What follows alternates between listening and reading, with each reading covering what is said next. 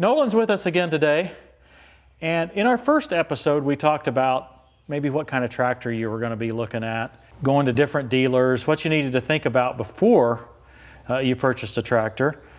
And then for the second episode, I think you had kind of decided that a 1025R John Deere was pretty much what you were headed towards, and so we got to do some mowing with that, and I think you found that educational. And then we got to change some attachments on it, some of the loader and the mower, and got to see the load and go. If you have missed those episodes, go check them out. But today we're going to talk about attachments, right? You said you had a series of questions on attachments. So what do you got? Well, I think for myself, just kind of wondering, for someone using general purposes around the house, what would you recommend? What are some things that, someone buying a 1025R should really invest in as far as some of their first attachments? That's a very good question. I think maybe a good way for us to divide this is between attachments and accessories. Some of them are kind of confusing, right? I mean, it's hard to know whether we're talking about one or the other.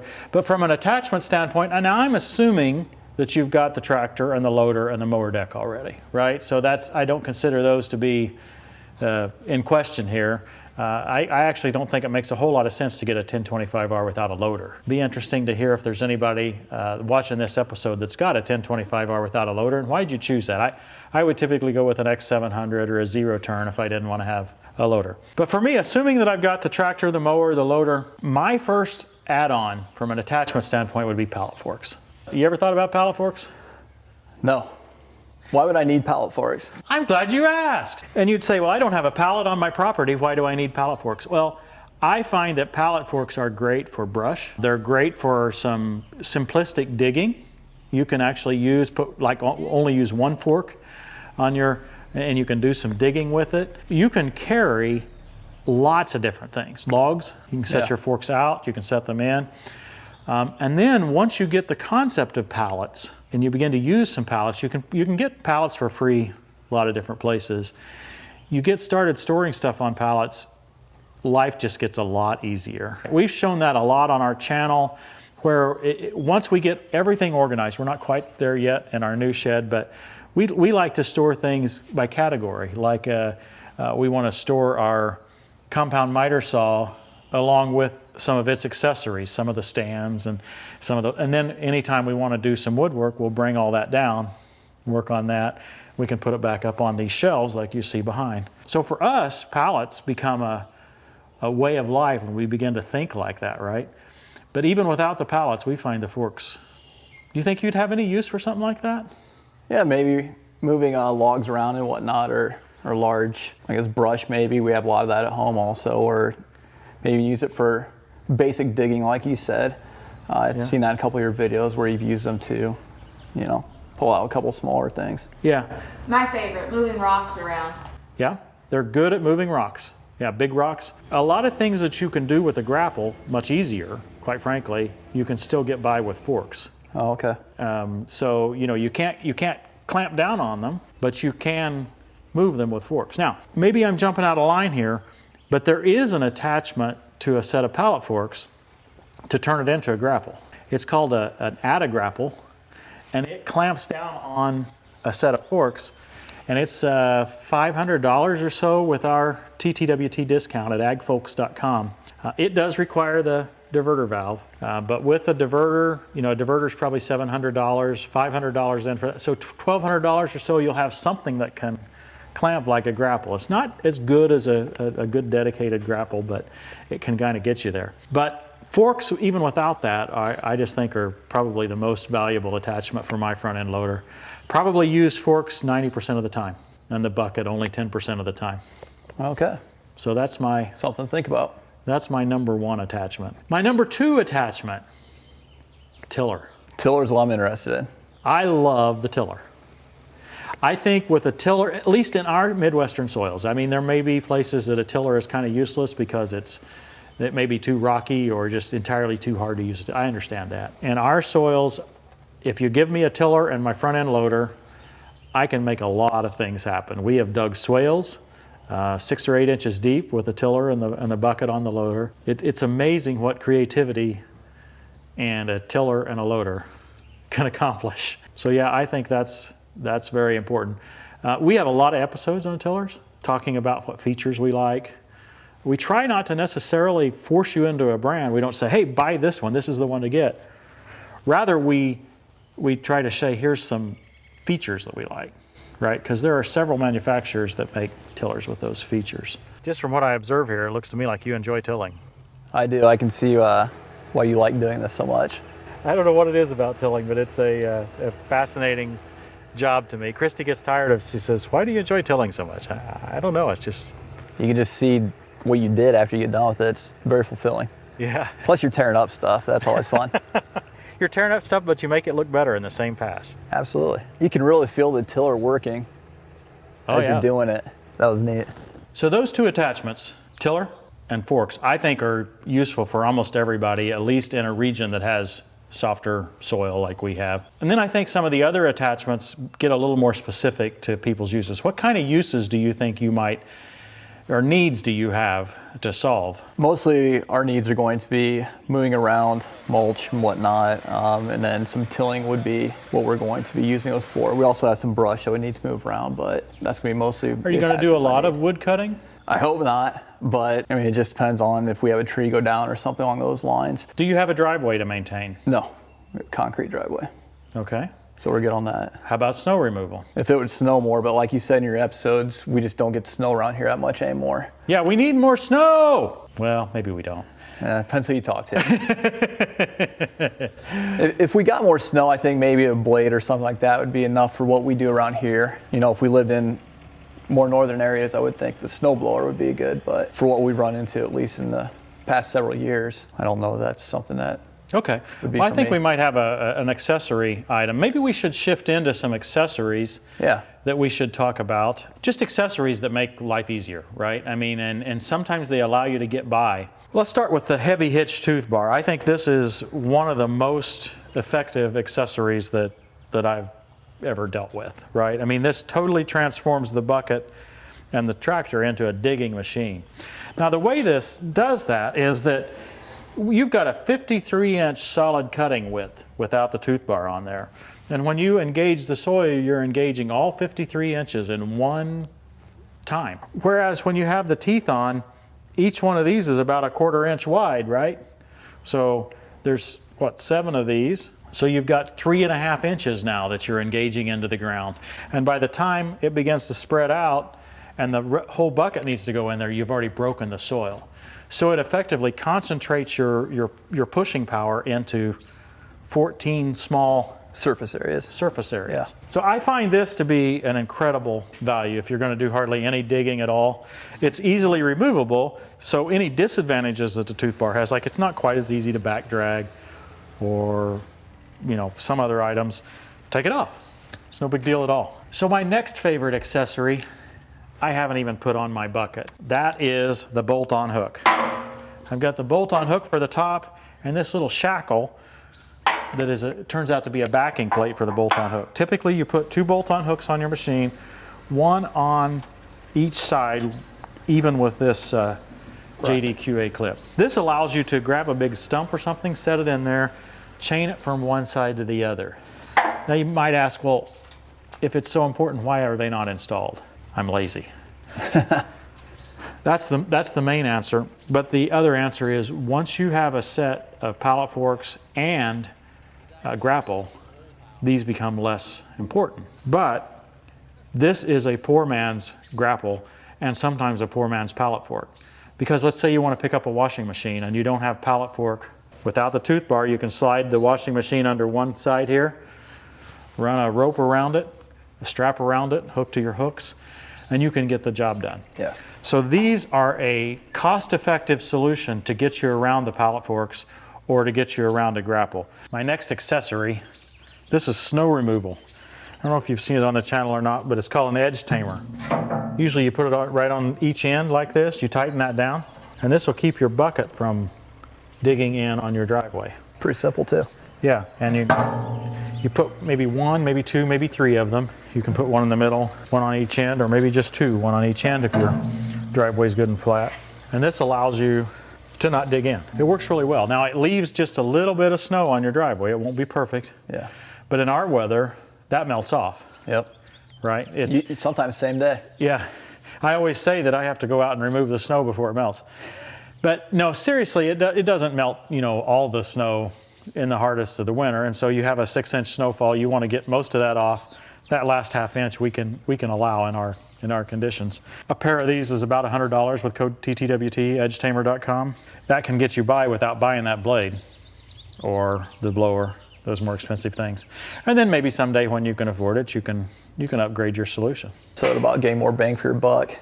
Yeah. It's making this more usable until you can get, maybe you Yeah. could afford the extra. Yeah, there's an example, right? You would go in there and your Deere dealer would say, well, you need something for snow removal, right? Oh, well, you need that front blade for the Yeah. loader. Well, yeah, you're right. I got to remove snow to do that. But if you study a little more, then you say, I probably could get by. That'd Yeah. save me $1,000 or defer $1,000. Sometimes $1,000 deferred is the same as saving it entirely, because next year you might have that 1,000 and you can spend it easily, right? Whereas this year Might not be the right time. might be the difference between going and not. Nolan, this is the next accessory that I really think is important, and that's the heavy hitch. I've got 8 70-pound weights on here. Now I'm showing the double bracket with a few 42-pound weights on the front. For the 1 Series tractor, these 8 70-pounders are enough. Okay. Right? You don't need these. But this is very important. Good ballast. So you can get this at heavyhitch.com. Get the coupon code. What's the coupon code? TTWT. That's right. 5% off. Well worth it. So we've talked about a couple of the accessories. Are there any mistakes that you would say that you've made that you would warn someone like myself not to make? Well, let's don't talk about that. But since you mentioned it, yeah, there are a few. Now, I'll start with this one since we're standing right here. Rear ballast, number one thing that I see people struggle with on a compact tractor. They just don't think it's necessary. Oh, yeah. The guys talk about it on video, but it's not important to me. I can go ahead and use my tractor without rear ballast. Well, you just can't. I mean, you pick up almost anything with the front loader and the rear wheels going to come off the ground, and that's not good on the front axle. It's not good on safety. It's not good for a lot of reasons. So this is one mistake I made, was thinking that very thought, was that I didn't really need rear ballast. It didn't take me long to learn otherwise, but I've seen another 1025R, a Johnny inspired Johnny just this week, didn't have any rear ballast on it. Yeah, not gonna let that happen. You just can't. Now there's a couple of ways you can get rear ballast. We've already talked about the heavy hitch. You can also get liquid ballast, rim guard, in the rear tires. And that adds about 100 pounds per tire. It won't freeze.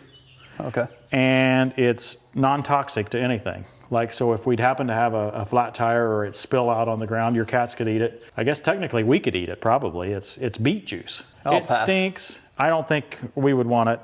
I don't even like beets anyway. Yeah, I don't either. But it's real heavy, and that's what makes it about the best ballast for these small tires, right? You need to get every pound you can get in here. So you can get almost 10 gallons. It's 11 pounds per gallon, so maybe 110 pounds. In each tire. There's also rear wheel weights that you can get that go right in there. Now, the wheel weights and the rear tire ballast won't help you as much with the loader as back here, simply because of the physics. Again, we've talked about physics several times off camera. You just kind of have to have an idea, right, of how things are working. But this is so much further from the pivot point of the loader, which in that case is the front axle. Right? If you load something, it's trying to pull the rear end off the ground. You put this out here another 4 or 5 feet, that's a lot more leverage. But you still need that ballast in the rear wheels and the wheel weights. It all works together. And those give you help when you can't have this on, say when you're running a tiller or something else where you need to have some traction. It always helps. So I think ballast, that's my first mistake. Okay. 2 mistakes in one here, Nolan. I don't know if you've noticed the position we're in, but we're backed up toward our garage door.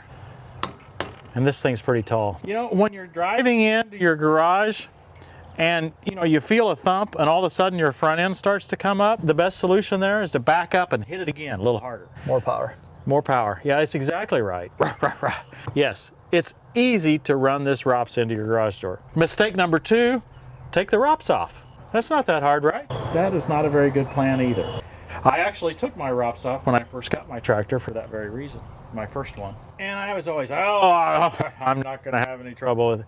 I'm telling you what, these things are more tipsy with a loader than what any of us expect, and they react quickly. I mean, it can go from feeling entirely stable to you're just about to lose it in almost no time. Make sure you keep your ROPS up when you can, but make sure to remember to put it down before you go in the shed. And it's easy to do. There's one little pin on each side. You rotate it down, it'll stay at 90 degrees or so. I've run it into not only the garage, I've run it into a big tree branch and got it a little bit bent because I hit that mowing one day really firmly, we might state. Yeah. On greentractortalk.com, there's a whole thread dedicated to joining the club of the folks that have torn up their garage door or the entrance right there. So that's my next mistake. Good to know. Okay, so I have a confession to make of a mistake that I did. I was mowing and I wasn't totally watching all of these lights. So I pretty much didn't completely tear it off, but enough where he had to fix it. I think replace it. Yeah, I had to replace the whole light. And we already had these steel guards on here. Oh, is that an accessory? Yes, this is an option. The guard here is an accessory. Okay. And I had bought the guard because I figured I would be a blockhead, but it didn't even fix it, when you hit it good and hard. I was trying to watch, and I was watching on the other side, and I hit it against a tree on this side. So the guards here is the first line of defense. If that doesn't work, and if you don't have a backhoe, you can rotate these and put them inside. Oh. If you do have a backhoe, there's simply not room to have the lights in there and yet be able to get your seat in there. There's just not enough room. So they have to stay out here. That's why mine are outside. But a lot of folks do move them inside without a backhoe. That's a good tip. Tim, before we forget, I think one of your favorite accessories I've noticed in your videos, right here. Yeah, have you used that today? I have. I didn't start off using it, but a couple of times I caught myself without even thinking using it, and it's a good accessory. Now, this is the one I've always recommended in the past. It's the prettiest one. It's got the nice Deere logo embedded in it. The problem with it is it doesn't fit the steering wheel as well. And it's also got the nuts in it that you try to tighten down. They're real loose.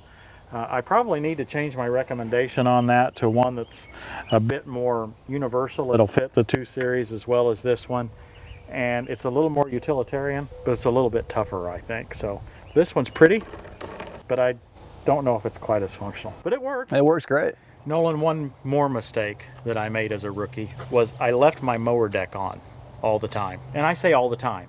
I left it on too much of the time, right? Now, if I was going to get really serious with it, I'd go ahead and take the mower deck off. But if I was going to do just a little load of work, I'd say, oh, I'll get by, I can leave the mower deck on. Or I found that I had to change my practice. Once I realized that the auto connect deck is so simple to remove and so simple to attach, I changed my process to where I put the mower on before I mow, and I take it off just as soon as I'm finished mowing. And so I don't leave it on the tractor as standard operating procedure, because all the other times during the week, I want to do something really quick with the tractor. I don't want to take the time to take the deck off now. So I just make it a part of the mowing process. Put it on, use it, take it off. With the load and goes, it makes it even easier. That was a mistake that I made, and I learned a little bit later. I just don't want to damage that deck. It's very expensive. So if I get it in the dirt and pry it around and everything, I just don't want to damage it. And for as quick and easy as it is, there's no reason not to take it off and put it right back on. Okay, so Nolan, we've dealt with a lot of questions over the last several episodes. Do you have anything else? Anything that you just dying to ask before you can go take the plunge? I don't think so. I feel a lot more comfortable now and a lot more informed. You and Christy have answered a lot of my questions and given me an opportunity to try things out for myself, and it's been very informative. Really appreciate it. If you do have more questions, and if any of you viewers have questions, I recommend going to greentractortalk.com. Even if you're not interested in a green tractor, there's guys out there that know a lot about many different brands of tractors. And I think you'll find those guys to be compelling, and they'll be informative, and they'll answer a lot of your questions. It's another good resource. We do thank you for coming, Nolan. I really appreciate it. That's been informative for me too, because just hearing some of your questions has kind of reminded me of some of the challenges that we had originally, and we try to focus on new purchasers, especially this time of year. If you're a new subscriber to our channel, we've got over 600 episodes now. The first 400, the first 300 at least, were all dedicated to the 1025R. And we've mixed it up a little more since, because we kind of ran out of material specifically on the 1025R, but we still try to make at least about half of our episodes related to the 1025R in some way, and so we appreciate it. Thanks for watching, and we'll see you next time on Tractor Time with Tim.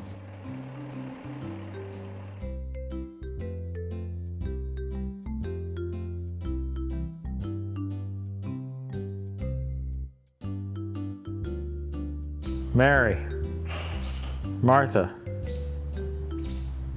time to get up. Boy, they're pretty good at staying on the seat. You're not wanting to give it up, are you, Mary? Wow. Boy, you are. That was good, Mary. He's saying, man, I'm not even awake yet.